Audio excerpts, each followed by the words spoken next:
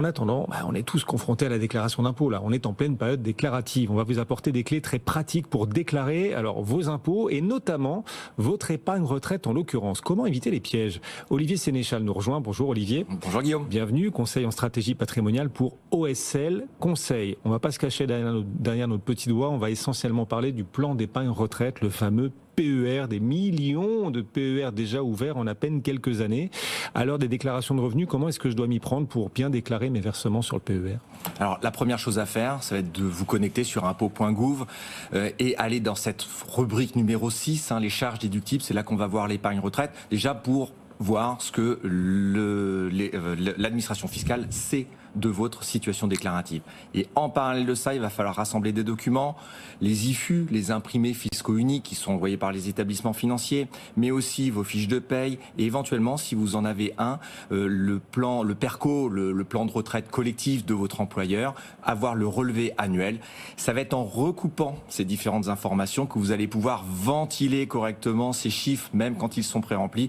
Parce qu'évidemment, il y a des cases qui vont vous donner droit à des réductions d'impôts et d'autres, si elles sont utilisées à mauvais escient, gare aux mauvaises déclarations et au potentiel redressement. Oui, effectivement, si le montant est pré-rempli, je n'ai rien à faire? Alors malheureusement, si, c'est une aide seulement, ce n'est pas la solution. Quand le montant est pré-rempli, c'est dans la rubrique 6, c'est dans une case grise, et ça va être à vous de trouver la bonne case. Alors, si vous êtes salarié, la solution est plutôt simple. En général, si vous avez versé sur un PER, ça va être la case juste en dessous, la case 6NS. Et si jamais vous utilisez encore un vieux PER, ce qui est encore possible, ça va être la case encore en dessous, la 6RS. Quand on est salarié, ça va. Alors, ça ne certifie pas la déductibilité du versement, mais en tout cas, on a bien déclaré le chiffre. Quand on est travailleur non salarié, par exemple, un médecin libéral qui a alimenté son PER à travers son compte professionnel, là, l'exercice est beaucoup plus complexe. On va pas pouvoir déclarer tout de suite. D'abord, il va falloir faire un petit calcul. On va prendre la rémunération annuelle. On va enlever le plafond annuel de la sécurité sociale, 41 000 €. Et ce chiffre que l'on va trouver, on va en garder que 15%. Ça va nous donner un nouveau chiffre. Et c'est ce chiffre que l'on va aller comparer à la case grise.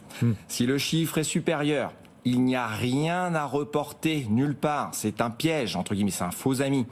Si le chiffre que l'on a trouvé est inférieur, on va faire la différence entre notre chiffre et la case grise et on va aller le reporter en bas.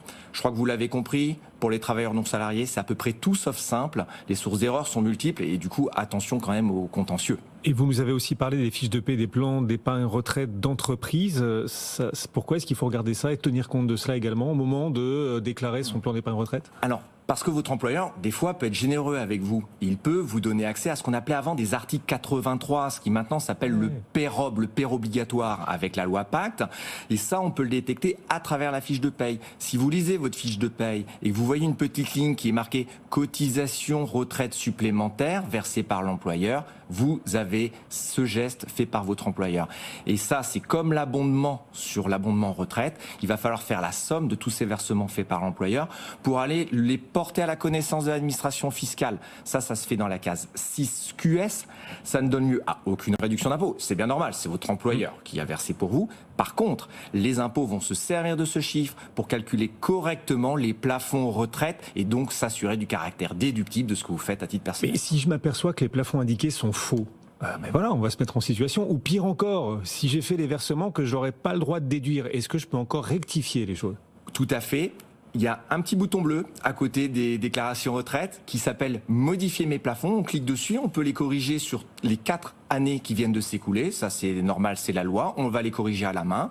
Et si jamais vous avez versé trop par rapport à ce que vous auriez pu déduire, si vous êtes pacsé ou marié, il y a une petite case magique qu'il faut penser à cocher, qui est la case 6QR, qui va vous donner accès au plafond retraite de votre conjoint. Et ce, dans les mêmes dispositions fiscales que pour vous-même. Des clés pour éviter les pièges au moment de déclarer ses versements, ses revenus du PER, le plan d'épargne retraite. Olivier Sénéchal, OSL Conseil. Mais bon, ça n'empêche pas le PER d'être relativement attractif quand même. C'est l'un des outils les plus efficaces du marché.